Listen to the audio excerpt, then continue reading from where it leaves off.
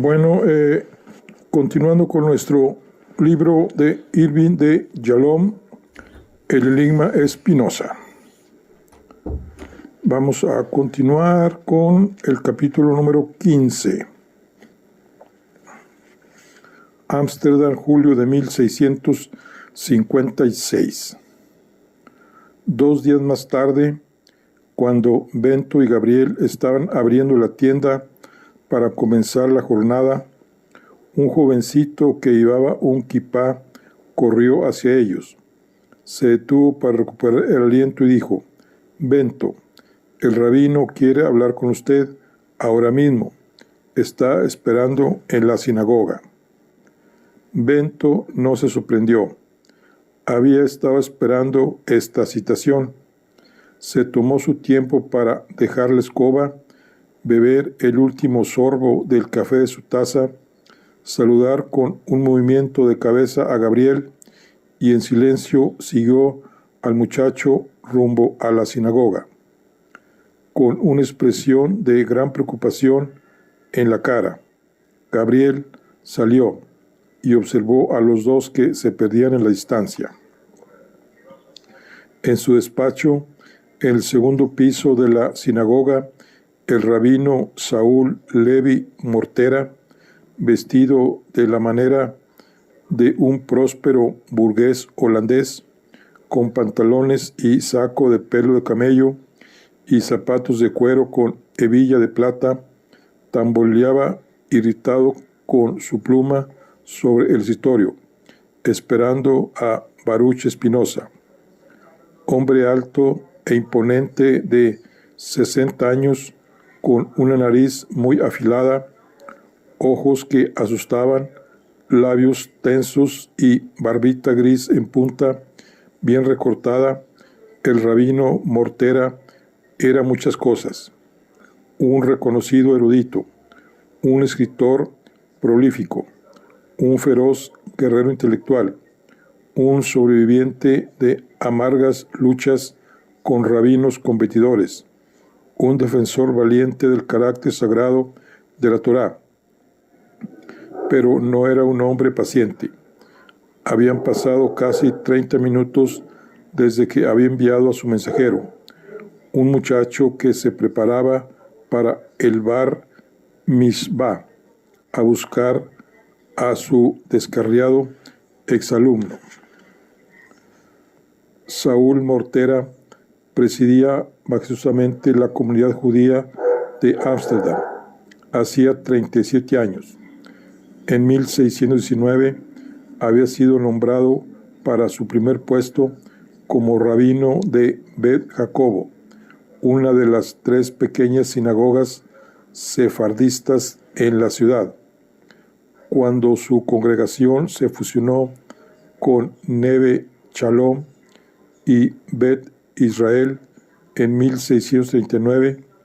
Saúl Mortera fue escogido entre otros candidatos para ocupar el puesto de rabino jefe de la nueva sinagoga, Talmud Torah,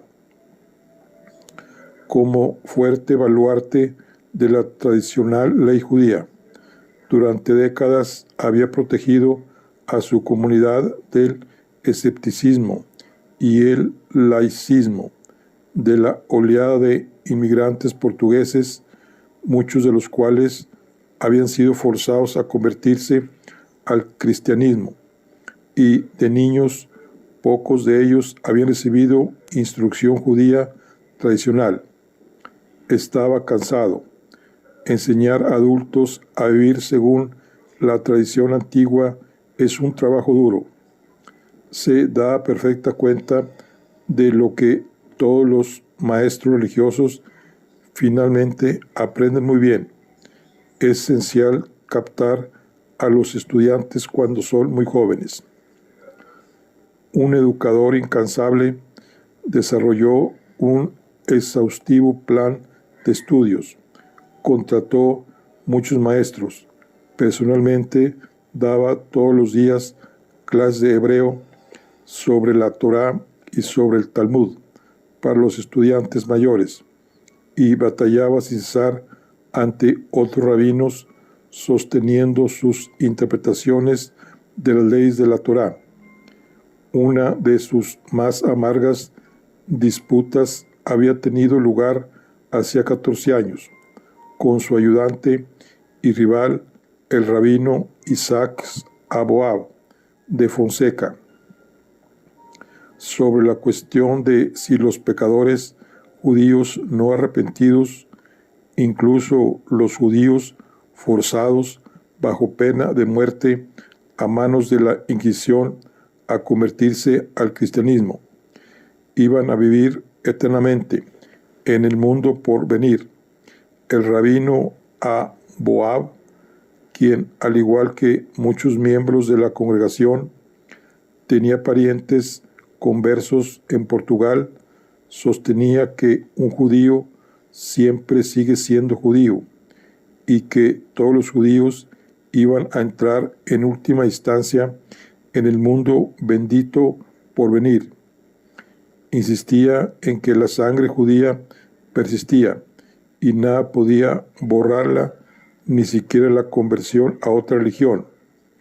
Paradójicamente, apoyaba su afirmación citando a la reina Isabel de España, la gran enemiga de los judíos, quien reconoció que la sangre judía era indeleble cuando instituyó los estatutos de limpieza de sangre, las leyes de sangre que impedían a los nuevos cristianos, es decir, los conversos judíos, ocupar puestos cívicos y militares importantes. La posición intransigente del rabino Mortera estaba en consonancia con su físico, rígido, inflexible, agresivo. Insistía en que todos los judíos impenitentes que violaron la ley judía tenía prohibida para siempre la entrada al feliz mundo por venir, y en cambio se enfrentaban al castigo eterno. La ley era la ley, y no había ninguna excepción, ni siquiera para aquellos judíos que cedieron bajo la amenaza de la muerte por parte de la Inquisición portuguesa y española. Todos los judíos no circuncidados o que infringieron las leyes alimentarias o que dejaron de observar el Sabbat o cualquiera de las innumerables leyes religiosas estaban condenados para toda la eternidad. Las implacables declaraciones de Mortera enfurecieron a los judíos de Ámsterdam, que todavía tenían parientes conversos viviendo en Portugal y en España, pero él no estaba dispuesto a ceder. Tan enconada y divisiva fue la disputa que siguió que los ancianos de la sinagoga hicieron una petición al rabinato de Venecia para que interviniera y proveyera una interpretación definitiva de la ley.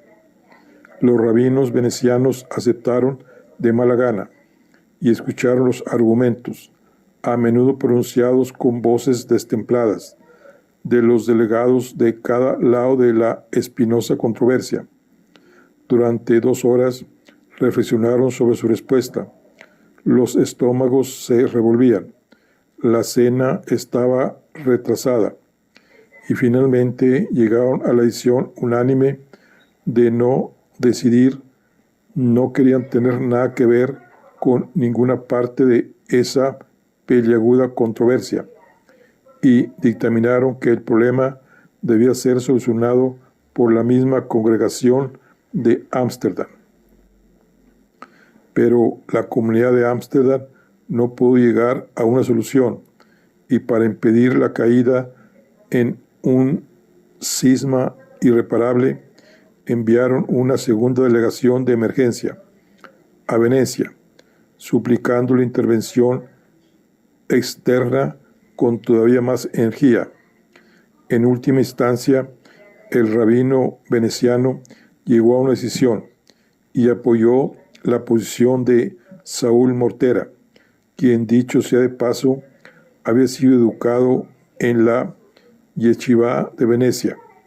La delegación que llevaba la decisión rabínica regresó apresuradamente a Ámsterdam y 4 semanas más tarde muchos miembros de la congregación se reunían sombríamente en el puerto para despedir y desear buen viaje al cabizbajo rabino, a Boab y a su familia, mientras sus pertenencias eran cargadas en una nave que se dirigía a Brasil, donde iba a hacerse cargo de los deberes rabínicos en la ciudad costera de Recife. A partir de aquel momento, ningún rabino en Ámsterdam volvería a desafiar jamás al rabino Mortera. Ese día, Saúl Mortera enfrentaba una crisis personal mucho más dolorosa. Los Parnasim o administradores de la sinagoga se habían reunido la noche anterior. Tomaron una decisión sobre el enigma Espinosa y le ordenaron a su rabino que informara a Baruch de su excomunión, que tendría lugar en la sinagoga Talmud Torah 2 días más tarde. Durante 40 años, el padre de Baruch, Michael Espinosa, había sido uno de los amigos y partidarios más íntimos y cercanos de Saúl Mortera. El nombre de Michael aparecía en la escritura de fideicomiso de la compra original de Bet Jacobo, y a lo largo de las décadas había contribuido generosamente a los fondos de la sinagoga, que pagaban el sueldo del rabino, así como a otras entidades benéficas del templo. Durante todo ese tiempo, Michael rara vez faltó a una reunión de la Corona de la Ley, el grupo de estudios para adultos del rabino Mortera, que se reunía en su propia casa y más veces de las que podía contar. Michael, en ocasiones, acompañado por su hijo prodigio Baruch, había comido en su mesa, junto con no menos de otros 40 comensales. Además, Michael y también el hermano mayor de Michael, Abraham, se habían desempeñado varias veces como parnas, miembros de la Junta Administrativa, la autoridad máxima para el gobierno de la sinagoga. Pero en ese momento el rabino meditaba con melancolía. Ese mismo día, en cualquier momento, donde estaba Baruch, de todos modos, tendría que informarle al hijo de su querido amigo la calamidad que le aguardaba. Saúl Mortera había dicho las oraciones en ocasión de la circuncisión de Baruch, había supervisado su impecable actuación en el Bar Mitzvah y lo había visto desarrollarse a lo largo de los años. Qué talentos prodigiosos poseía el muchacho, talentos que no hay otros. Absorbía la información como una esponja. Cada curso de instrucción le parecía tan elemental que todos sus maestros le daban textos avanzados, mientras el resto de la clase se esforzaba con las tareas normales. A veces el rabino Mortera se preocupaba de que la envidia de los otros estudiantes llevara a la enemistad hacia Baruch, pero eso nunca ocurrió.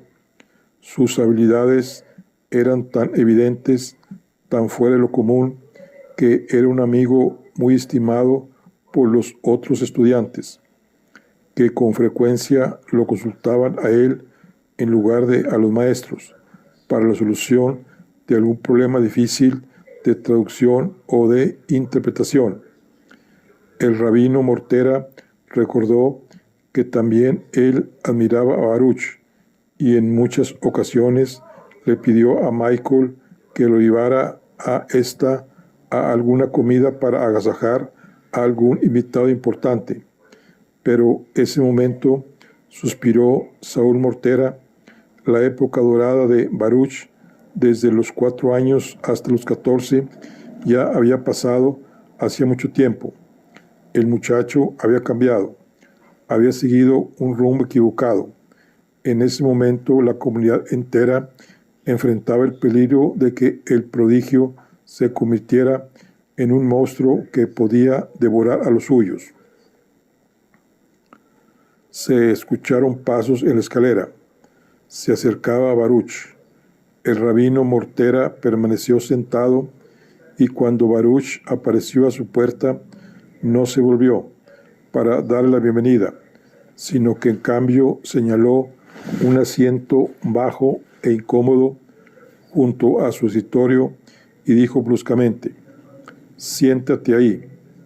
Tengo terribles noticias para darte, noticias que cambiarán tu vida para siempre». Hablaba en un portugués ligeramente vacilante, pero aceptable. Aunque el origen del rabino Mortera era askenazí, no sefardita, y aunque había nacido y sido educado en Italia, se había casado con una marrana y había aprendido a hablar portugués lo suficientemente bien como para pronunciar cientos de sermones de Sabbat a una congregación que era básicamente de origen portugués. Baruch respondió en un tono sereno: «Sin duda lo que ha ocurrido es que los Pamasín han decidido excomulgarme y le han encargado a usted dictar la Cherem en una ceremonia pública en la sinagoga, casi de inmediato. No,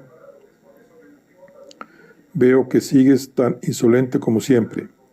Ya debería estar acostumbrado a eso, pero no deja de sorprenderme la transformación de un niño sabio en un adulto tonto.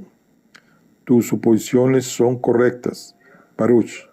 Esas son precisamente las instrucciones que me han dado. Mañana serás efectivamente sometido a la Cherem y serás excomulgado para siempre de esta comunidad. Pero me opongo a tu uso descuidado del verbo ocurrir. No caigas en la tentación de pensar que la Cherem es simplemente algo que te ha ocurrido a ti. Por el contrario, eres tú quien ha hecho que la Cherem caiga sobre ti debido a tus propias acciones». Baruch abrió la boca para responder, pero el rabino rápidamente continuó hablando. «Sin embargo, puede que no todo esté perdido todavía. Soy un hombre leal, y mi larga amistad con tu bendito Padre me obliga a hacer todo lo que yo pueda para ofrecerte protección y guía. Lo que quiero ahora es simplemente que te sientes y escuches. Te he impartido enseñanzas desde que tenía 5 años, y no eres demasiado viejo como para no recibir instrucción adicional. Quiero darte un tipo especial de lección de historia». Saúl Mortera adoptó su tono más rabínico posible. «Volvamos a la antigua España, el país de tus antepasados. ¿Sabes tú que los judíos llegaron a España hace tal vez 1000 años y vivieron en paz con moros y con cristianos durante siglos, a pesar de que los judíos enfrentaban hostilidades en otros lugares?» Baruch hizo un cansado gesto de asentimiento con la cabeza, a la vez que hacía girar los ojos hacia arriba. El rabino Mortera se dio cuenta del gesto, pero lo dejó pasar. En los siglos XIII y XIV éramos expulsados de un país tras otro. Primero fue de Inglaterra, la fuente del maldito libelo sobre la sangre que nos acusaba de hacer pan ácimo con la sangre de niños no judíos. Luego nos expulsó Francia, después la ciudad de Alemania, Italia y Sicilia, en realidad de toda la Europa occidental, menos España, donde la convivencia, como la llaman en español, persistió, y judíos, cristianos y moros interactuaban amigablemente. Pero la gradual reconquista de la España en manos de los moros por parte de los cristianos marcó el oscurecimiento de esa época de oro. Y sabes tú que la convivencia terminó en 1391. Sí, sé lo de las expulsiones y lo de los pogromos de 1391 en Castilla y Aragón. Ya sé todo esto, y usted sabe que lo sé. ¿Por qué me lo está diciendo hoy? Yo sé que crees que lo sabes, pero existe el conocimiento y existe el verdadero conocimiento, el que se tiene en el corazón, y tú todavía no has llegado a esa etapa. Todo lo que te pido ahora es que escuches nada más. Todo se hará con el tiempo. Y el rabino continuó. Lo que fue realmente diferente alrededor de 1391 fue que después del pogromo, los judíos, por primera vez en la historia, empezaron a convertirse al cristianismo y se convertían en masa, de a miles, de a decenas de miles. Los judíos españoles se rindieron, estaban débiles, decidieron que nuestra Torá, la palabra directa de Dios, y nuestra herencia de 3000 años no eran dignas del precio del acoso incesante. Esas numerosas conversiones de judíos tuvieron una trascendencia de orden mundial. Nunca antes en la historia nosotros, los judíos, habíamos abandonado nuestra fe. Compara esto con la respuesta de los judíos en 1096. ¿Conoces esa fecha? ¿Sabes a lo que me refiero, Baruch? Sin duda, usted se refiere a los judíos que fueron masacrados en los pogromos durante las cruzadas.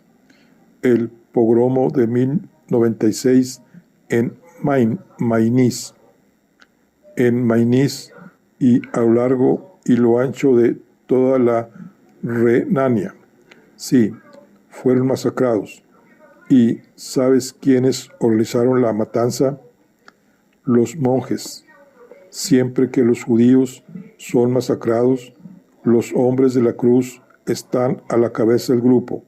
Sí, aquellos espléndidos judíos de Mainz, esos mártires magníficos, escogieron la muerte en lugar de la conversión. Muchos ofrecieron sus cuellos a los asesinos, y muchos otros mataron a sus propias familias antes de permitir que fueran profanadas por las espadas de los gentiles. Prefirieron la muerte a la conversión. Baruch lo miró incrédulo. ¿Y usted aplaude eso? ¿Usted considera digno de elogio poner fin a la propia existencia y además asesinar a sus hijos para Baruch? Tú tienes mucho que aprender todavía si consideras que no hay ninguna causa digna de sacrificar tu propia e insignificante vida. Pero hay muy poco tiempo ahora como para educarte en esos temas. Hoy no estás aquí para exhibir tu insolencia. Habrá tiempo suficiente para eso después. Te des cuenta o no, estás en la gran encrucijada de tu vida y estoy tratando de ayudarte a escoger tu camino. Quiero que escuches atentamente y en silencio lo que voy a decirte acerca del peligro que ahora corre toda nuestra civilización judía.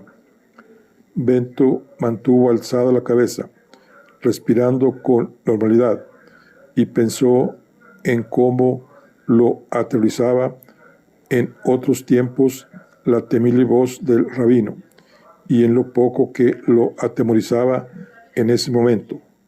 El rabino Mortera respiró hondo y continuó. En el siglo XV siguieron produciéndose decenas de miles de nuevas conversiones en España, incluyendo miembros de tu propia familia, pero la sed de sangre de la Iglesia Católica todavía no estaba saciada. Aseguraban que los conversos no eran suficientemente cristianos, que algunos todavía albergaban sentimientos judíos, y decidieron hacer que la Inquisición husmeara en todo lo que oliera a judío. Preguntaban: ¿qué hiciste el viernes? El sábado, ¿encendiste velas? ¿Qué día cambias las sábanas? ¿Cómo haces tus sopas? Y si los inquisidores descubrían algún vestigio de rasgos judíos, de costumbres judías o de cocina judía, los amables sacerdotes los quemaban vivos en las hogueras. Ni siquiera así estaban convencidos de la pureza de los conversos. Todo vestigio judío tenía que ser purificado. No querían que los ojos de los conversos tropezaran con las prácticas de un verdadero judío por miedo a que eso despertara las viejas costumbres. Así que en 1492 expulsaron a todos los judíos, sin excepción, de España. Muchos, incluyendo tus propios antepasados, fueron a Portugal, pero solo disfrutaron ahí de un breve respiro. 5 años más tarde, el rey de Portugal insistió en que todo judío debía escoger entre la conversión o la expulsión. Y una vez más, decenas de miles escogieron la conversión y se perdieron para nuestra fe. Este fue el peor momento del judaísmo en la historia, tan malo que muchos, y yo entre ellos, creemos que la llegada del Mesías es inminente. ¿Recuerdas que te presté la gran obra mesiánica de 3 volúmenes de Isaac Abraham que postulaba eso mismo? Recuerdo que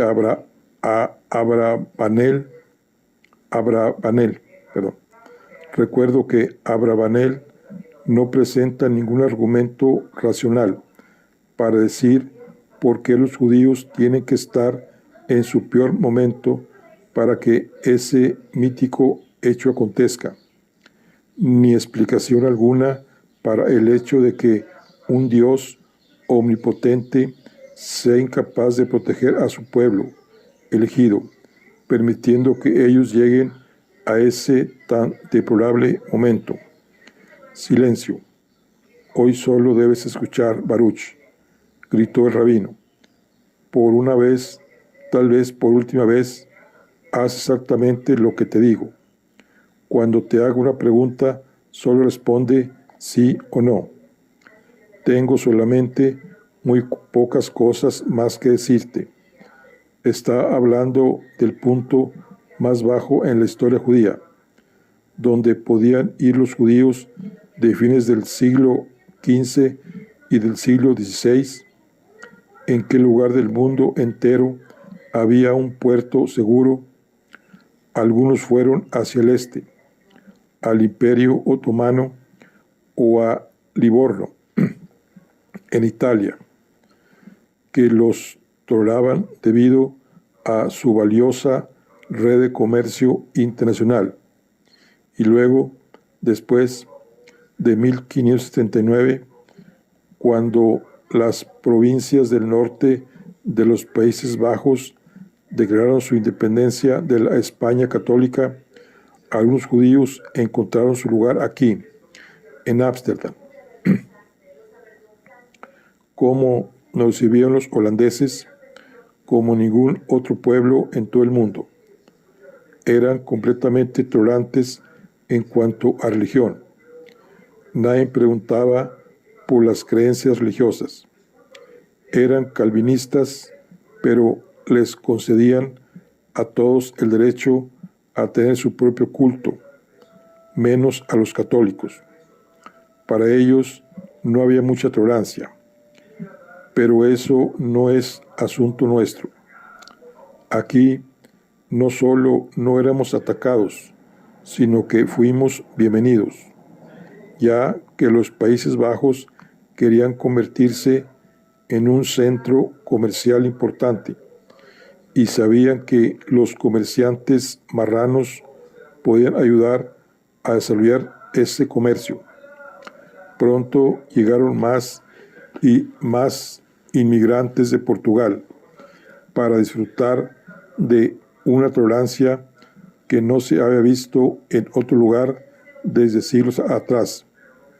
Y también llegaron otros judíos, oleadas de askenazíes pobres llegaban desde Alemania y desde Europa Oriental, escapando de la violencia enloquecida contra los judíos de esos lugares. Por supuesto que estos judíos askenazíes carecían de la cultura de los judíos sefardistas, no tenían educación ni practicaban oficio alguno, y la mayoría se convirtió en vendedores ambulantes, en comerciantes de ropa vieja y en tenderos, pero aún así lo recibimos de buen grado y les ofrecimos caridad. ¿Sabías que tu padre hacía donaciones regulares y generosas a la caja de caridad de los askenazis en nuestra sinagoga? Baruch, sin pronunciar palabra, asintió con la cabeza. Y entonces continuó el rabino Mortera. Después de algunos años, las autoridades de Ámsterdam, después de consultar con el gran jurista Grotius, reconocieron oficialmente nuestro derecho a vivir en Ámsterdam. Al principio éramos sumisos y seguimos nuestra vieja costumbre de pasar inadvertidos. Así pues, no pusimos marcas exteriores en nuestras 4 sinagogas y en cambio realizábamos nuestros oficios religiosos de oración en edificios que parecían casas privadas. Solo el paso de varios años libres de acosos nos permitió darnos cuenta de que podíamos practicar nuestra fe abiertamente y estar seguros de que el Estado iba a proteger nuestras vidas y propiedades. Nosotros, los judíos de Ámsterdam, hemos tenido la extraordinaria buena fortuna de estar viviendo en el único lugar en todo el mundo donde los judíos podían ser libres. ¿Te das cuenta de eso?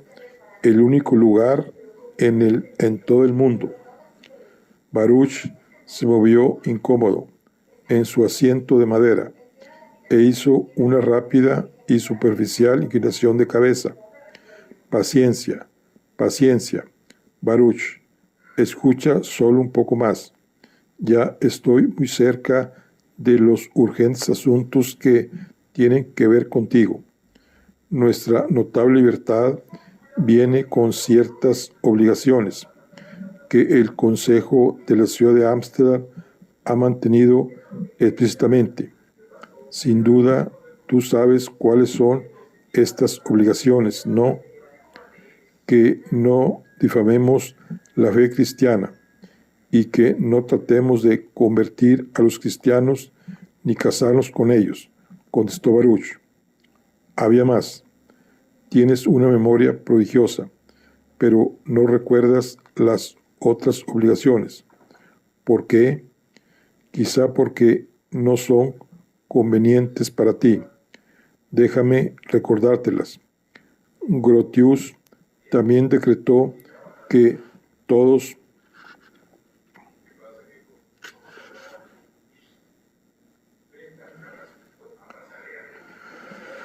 los judíos de más de 14 años de edad debían manifestar su creencia en Dios, en Moisés, en los profetas, en la vida después de la muerte, y que nuestras autoridades religiosas y civiles debían garantizar, a riesgo de perder nuestra libertad, que ninguno de nuestros feligreses dijera o hiciera algo que pudiera desafiar o minar algún aspecto del dogma religioso cristiano.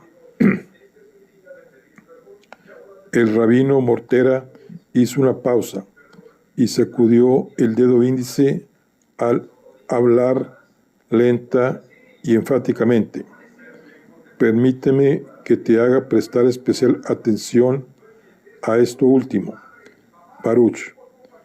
Es un punto crucial para que tú lo comprendas.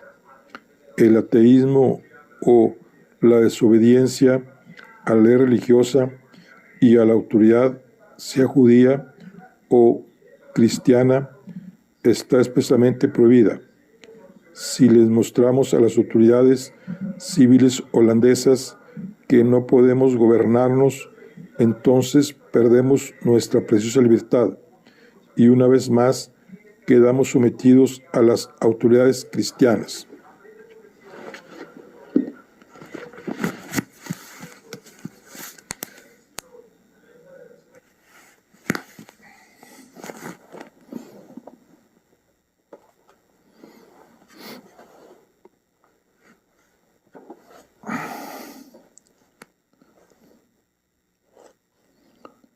El rabino Mortera hizo una pausa y sacudió el dedo índice al hablar lenta y enfáticamente. Permítame que te haga prestar especial atención a esto último, Baruch. Es un punto crucial para que tú lo comprendas. El ateísmo a la desobediencia a la ley religiosa y a la autoridad, sea judía o cristiana, está expresamente prohibida. Si les mostramos a las autoridades civiles holandesas que no podemos gobernarnos, entonces perdemos nuestra preciosa libertad y una vez más quedamos sometidos a las autoridades cristianas. El rabino Mortera hizo otra pausa. He terminado mi lección de historia. Mi mayor esperanza es que comprendas que todavía somos un pueblo separado, que aunque tenemos en la actualidad una cierta libertad limitada, nunca podremos ser totalmente autónomos. Incluso hoy no nos resulta fácil mantenernos como hombres libres, ya que hay muchas profesiones que están cerradas para nosotros. Ten eso en cuenta, Baruch, cuando consideres una vida sin esta comunidad. Ello podría significar que estás escogiendo el hambre. Baruch empezó a responder, pero el rabino lo hizo callar con un movimiento de su índice derecho. Hay otro punto en el que quiero hacer hincapié. En la actualidad, el fundamento mismo de nuestra cultura religiosa está siendo atacada. Las oleadas de inmigrantes que continúan llegando a raudales desde Portugal son judíos, sin ninguna educación judía. Se les ha prohibido aprender hebreo. Han sido forzados a aprender el dogma católico y a practicar como católicos. Están entre dos mundos con una fe débil, tanto en el dogma católico como en las creencias judías. Es mi misión rescatarlos, hacerlos volver al hogar, de regreso a sus raíces judías. Nuestra comunidad está prosperando y se está desarrollando. Ya estamos produciendo eruditos, poetas, dramaturgos, cabalistas, médicos e impresores. Estamos al borde de un gran renacimiento y hay un lugar para ti en él. Tu preparación, tu mente ágil y tus dotes como maestro serían de gran ayuda. Si enseñaras a mi lado, si tú te hicieras cargo de mi trabajo cuando yo ya no esté aquí, harías realidad lo que tu padre soñó para ti y lo que yo también he soñado. Asombrado, Baruch miró al rabino a los ojos. ¿Qué quiere decir con eso de trabajar con usted? Sus palabras me dejan perplejo. Recuerde que soy tendero y me ha sido aplicada la cherem. La cherem está pendiente. No se convierte en realidad hasta que yo la haya pronunciado públicamente en la sinagoga. Es verdad que los parasim tienen la autoridad última, pero tengo gran influencia sobre ellos. 2 marranos recién llegados, Franco Benítez y Jacobo Mendoza, dieron testimonio, un testimonio muy perjudicial ante los Parnasim ayer. Informaron que tú crees que Dios no es nada más que naturaleza y que no hay ningún mundo por venir. Sí, eso fue perjudicial, pero entre tú y yo desconfío de su testimonio y sé que distorsionaron tus palabras. Son los sobrinos de Duarte Rodríguez, que sigue enojado contigo por haberte dirigido a las autoridades holandesas para evitar pagar tu deuda con él, y estoy persuadido de que él les ha ordenado que mientan. Y créeme, no soy el único que lo cree. No mentían, rabino. Baruch, recapacita. Te conozco desde que naciste y sé que de tanto en tanto tú, como cualquier otra persona, puedes tener pensamientos alocados. Te lo suplico, estudia conmigo. Déjame purificar tu mente. Escúchame ahora. Te haré una propuesta que no le haría a nadie en este mundo. Estoy seguro de poder conseguirte una pensión para toda la vida que te saque de manera permanente del negocio de importaciones exportaciones, para dedicarte solo a ser un erudito. ¿Me entiendes? Te ofrezco el obsequio de una vida de estudios, una vida solo para leer y pensar. Podrías incluso pensar ideas prohibidas, siempre que busques las pruebas confirmatorias o negativas en la erudición rabínica. Piensa en esa propuesta, una vida de libertad total. Solo tendrías que aceptar una condición, el silencio. Debes aceptar mantener para ti mismo toda idea que sea perjudicial para nuestro pueblo. Baruch parecía totalmente entregado a sus pensamientos. Después de un largo silencio, el rabino dijo: ¿Qué dices, Baruch? Ahora, cuando es el momento para que hables, permanece en silencio.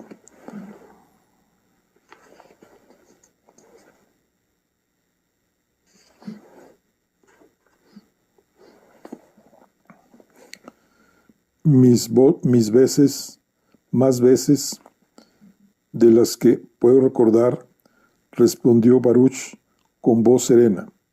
Mi padre habló de su amistad con usted y la gran estima que le tenía. También me habló de la excelente opinión que usted tenía de mi mente. Inteligencia ilimitada. Fueron las palabras que le atribuyó. ¿Fueron estas efectivamente sus palabras? ¿Lo citó correctamente? Esas fueron mis palabras. Creo que el mundo y todo lo que él contiene funciona de acuerdo con la ley natural y que puedo usar mi inteligencia siempre que la use de una manera racional para descubrir la naturaleza de Dios y la realidad, así como el sendero hacia una vida bendita. Ya le he dicho esas cosas antes, ¿no? El rabino Mortera se puso las manos en la cabeza e hizo un gesto de asentimiento. Así y todo, hoy usted sugiere que me pase la vida confirmando o negando mis opiniones de acuerdo a las consultas con la erudición rabínica. Eso no es y no será mi camino. La autoridad rabínica no está basada en la pureza de la verdad. Se basa solamente en las opiniones expresadas por generaciones de eruditos supersticiosos, estudiosos que creían que el mundo era plano, alrededor de la cual giraba el sol, y que un hombre llamado Adán repentinamente apareció y engendró la raza humana. ¿Niegas la divinidad del Génesis? ¿Usted niega las pruebas que demuestran que hubo civilizaciones muy anteriores a los israelitas en China, en Egipto? ¡Qué blasfemia! ¿No te das cuenta de que pones en peligro tu sitio en el mundo por venir?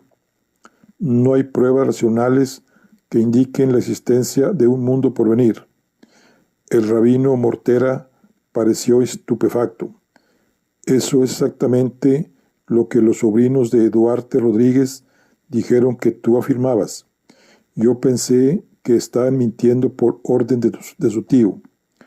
Creo que usted no me escuchó o no quiso escucharme cuando le dije antes que no estaban mintiendo, rabino.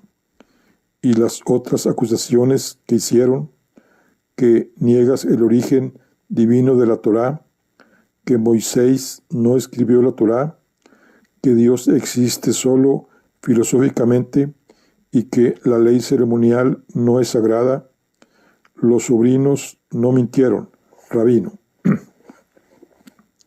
El rabino Mortera miró furioso a Baruch, mientras su angustia se convertía en cólera.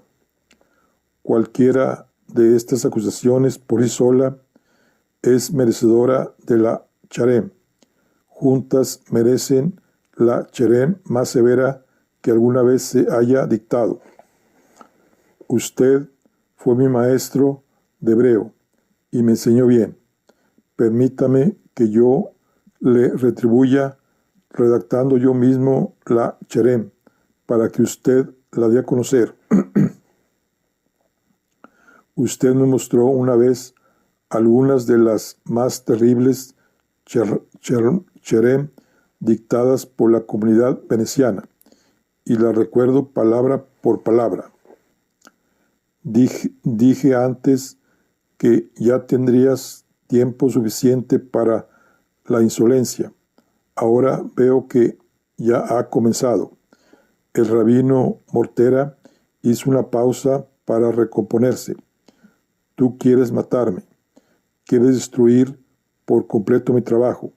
Sabes bien que el trabajo de toda mi vida ha sido el papel esencial que la vida después de la muerte ha tenido en la cultura y el pensamiento judíos.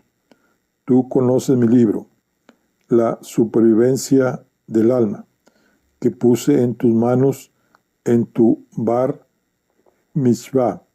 ¿Conoces mi gran debate con el rabino Aboab sobre ese tema y mi triunfo?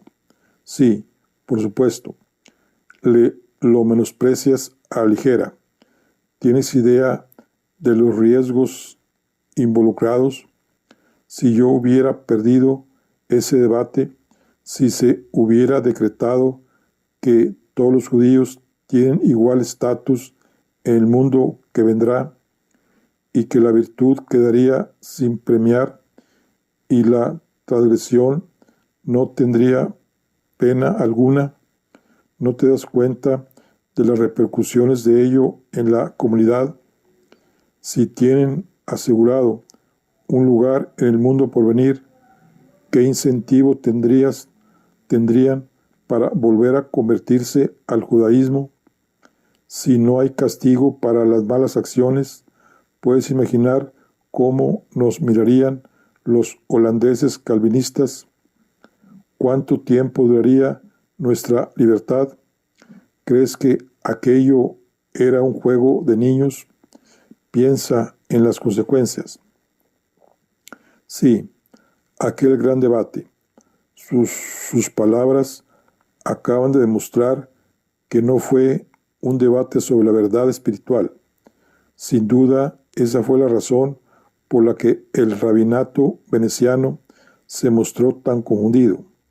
Ambos defendían versiones diferentes de la vida después de la muerte, por razones que no tenían nada que ver con la realidad de la vida después de la muerte.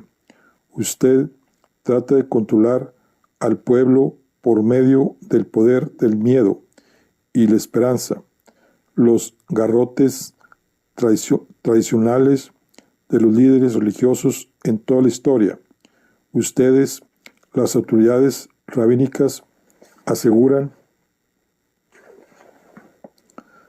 tener las llaves para la vida después de la muerte y usan esas llaves para el control político. El rabino Aboab, por otro lado, adoptó la posición de atender la angustia de su congregación que quería ofrecer ayuda a sus familiares conversos. Eso no era un desacuerdo espiritual, era un debate político que fingía ser un debate religioso. Ninguno de ustedes ofreció pruebas alguna de la existencia del mundo por venir, ni una prueba basada en la razón, y ni siquiera una prueba tomada de las palabras de la Torá.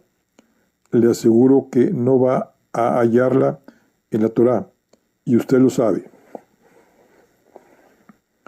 Es obvio que no entiendo lo que es obvio que no entiendes lo que te he estado diciendo sobre mi responsabilidad ante Dios y la persistencia de nuestro pueblo.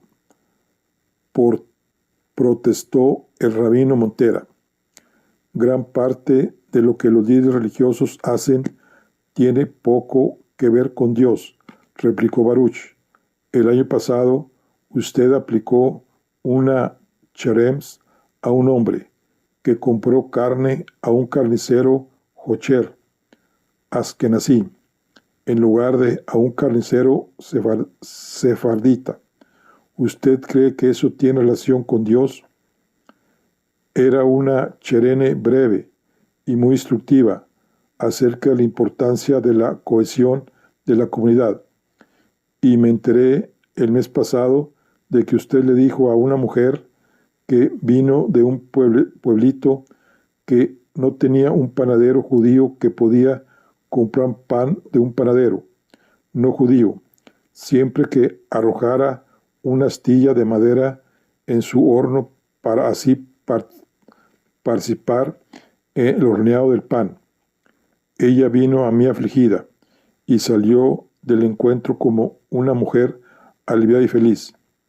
Salió como una mujer con una mente más limitada que antes, una mujer todavía menos capaz de pensar por sí misma y de desarrollar sus facultades racionales. A eso me refiero exactamente. Las autoridades religiosas de todas las tendencias tratan de impedir el desarrollo de nuestras facultades racionales.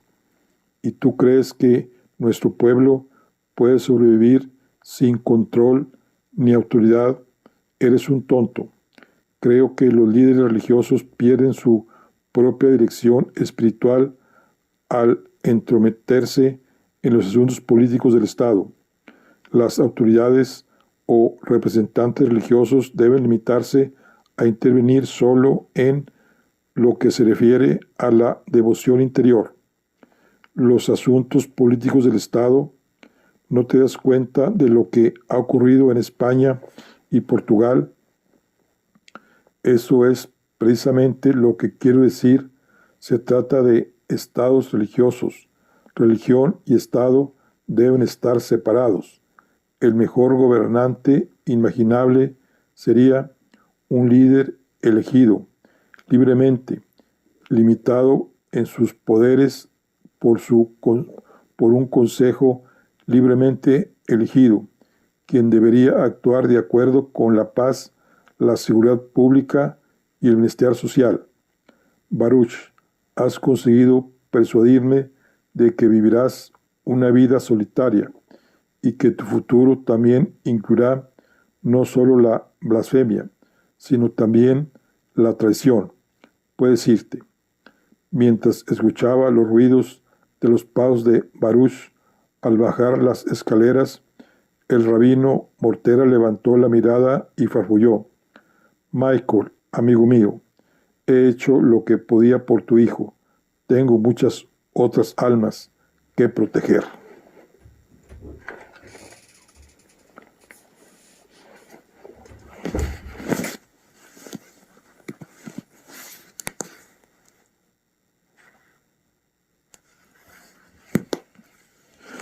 Bueno, aquí concluimos la charla de hoy. Aquí terminamos lo que es el capítulo número 15. Estamos con el libro de El Enigma Espinosa, de Irving de Salón. Nos vemos en la siguiente. Hasta luego.